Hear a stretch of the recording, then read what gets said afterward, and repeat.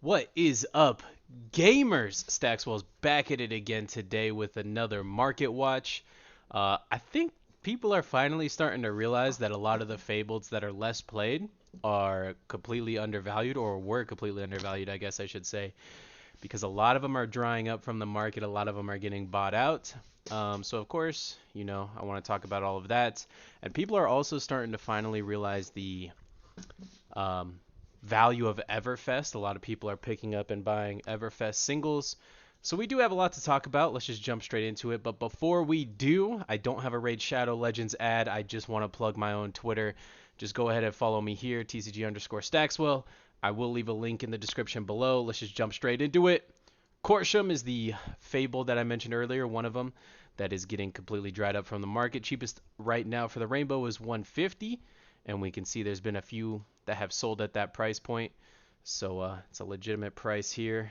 And if we look at the cold foil, sorry, it is, for one that's not moderately played, is 250. I still think a lot of these Fableds are undervalued, pretty cheap.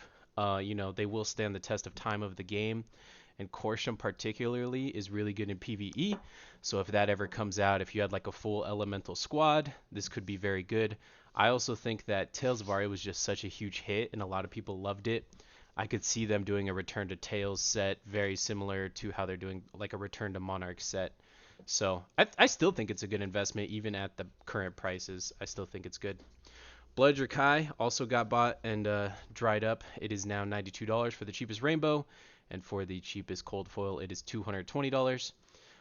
90 is pretty expensive from where it was. You could see that copy sold for under $50 just a week or two ago. So I think probably a couple whales just went hard on this.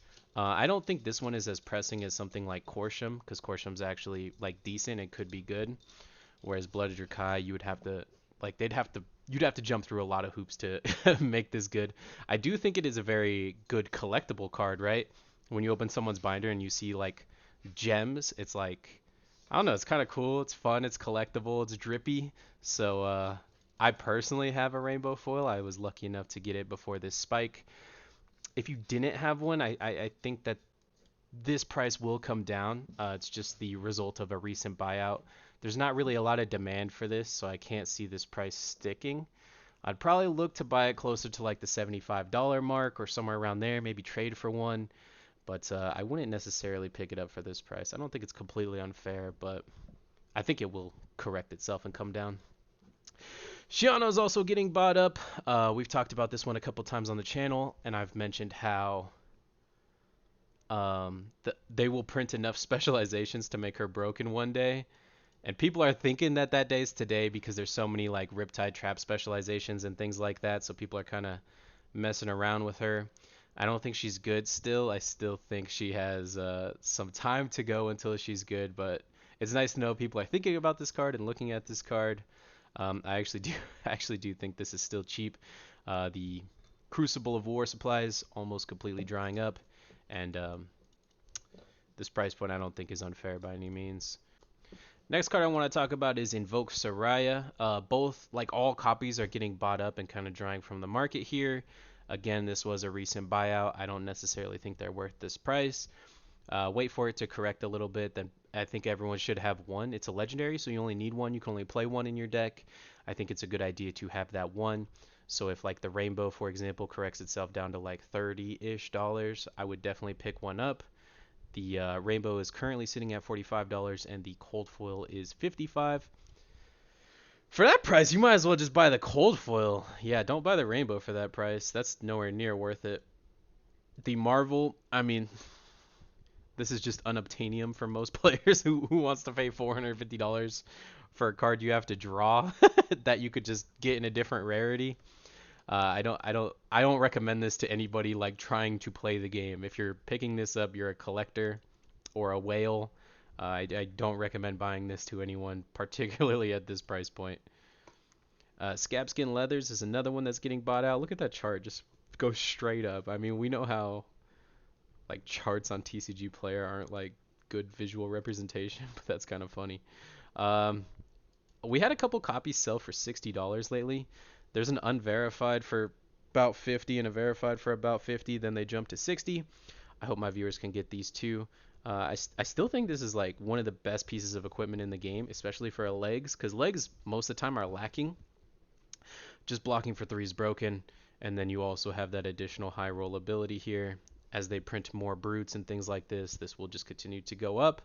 And this is, a lot of this is probably also speculation from the return to Monarch. People think maybe they'll print another Shadow Brute, I guess. So they're kind of specking into that. Speaking of specs, Brave Forge bracers are also going up here. The cheapest rainbow foil is $70. If we look back just a week or two ago, it was $45. This is also all speculation from that lore article that dropped that showed Dorinthia learning the path of light or something like that. So people are thinking Dorinthia is going to be in the Dusk Till Dawn set. So people are picking up Brave Forge bracers in anticipation for that. I think most Dory players are kind of loyal to the class, so they already have this.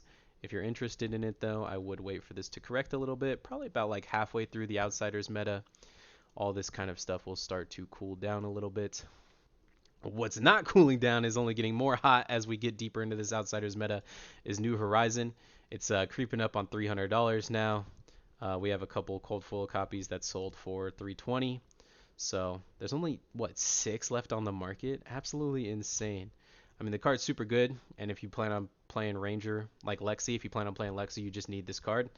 Unfortunate, but you got to bite the bullet and pay it. It sucks, but it is what it is. The promo Prism, the rainbow foil, is only $10. I think this is pretty cheap. Everyone loves Prism, and LL format is coming, so probably a good pickup there. It has gone up a little bit in recent days.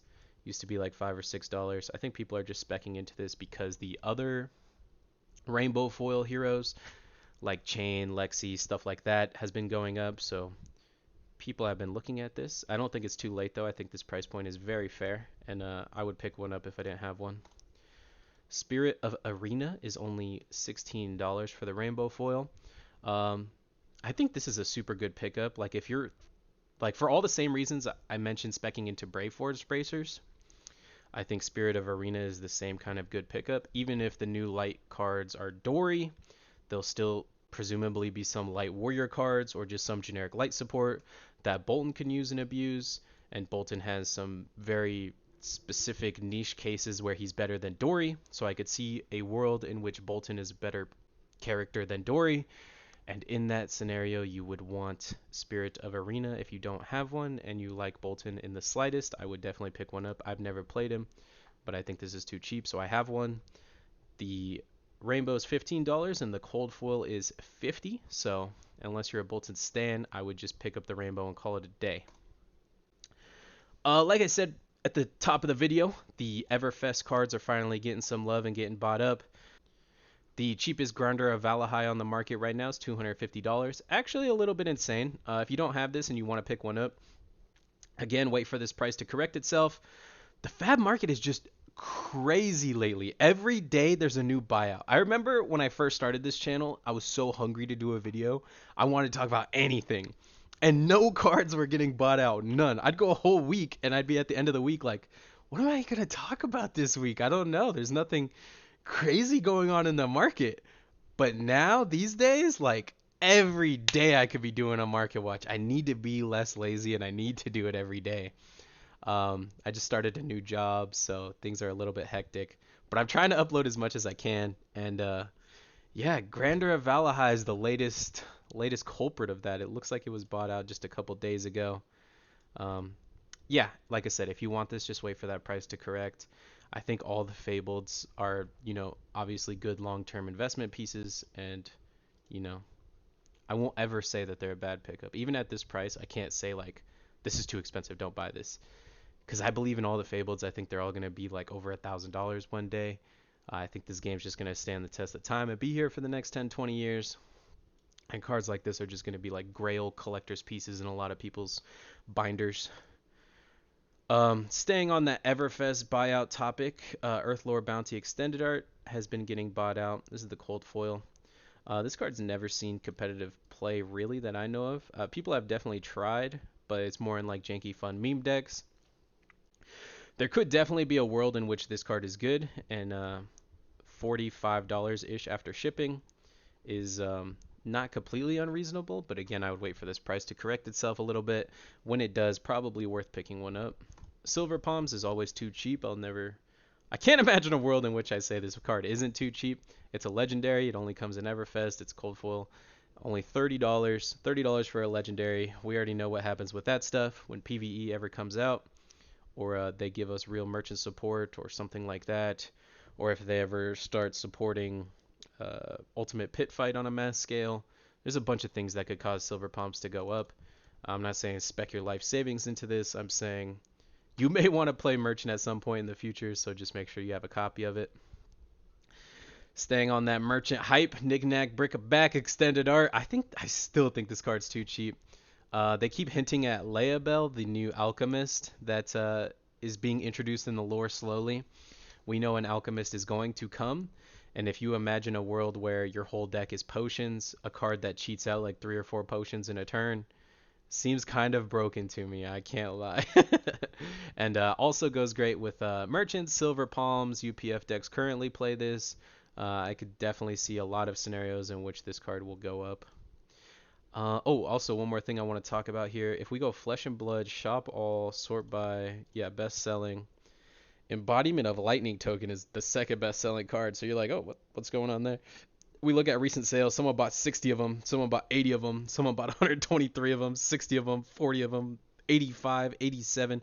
This is all at once, right? Like they're buying 58 from one seller for 14 cents at a time.